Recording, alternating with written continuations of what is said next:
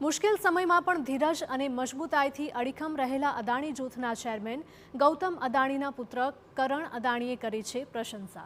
ઉદ્યોગપતિ ગૌતમ અદાણીના પુત્ર કરણ અદાણીએ લિંક્ડઇન પર એક પોસ્ટ શેર કરી છે કે જેમાં તેમણે અદાણી જૂથ માટે પાછલા 3 વર્ષોમાં કયા પ્રકારના પડકારો રહ્યા તેનો ઉલ્લેખ કર્યો છે।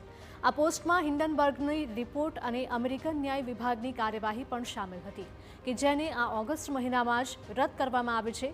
કરણ અદાણીએ પોસ્ટમાં જણાવ્યું છે કે આ કપરા સમય દરમિયાન તેમના પિતા ગૌતમ અદાણીનું વલણ એકદમ શાંત અને સંયમિત હતું, કારણ તે પોતાના કામને જ બોલવા દેવામાં વિશ્વાસ રાખે છે। તેમણે ધીરજ રાખી માળખાકીય પ્રોજેક્ટ્સના કામ પર ધ્યાન આપ્યું।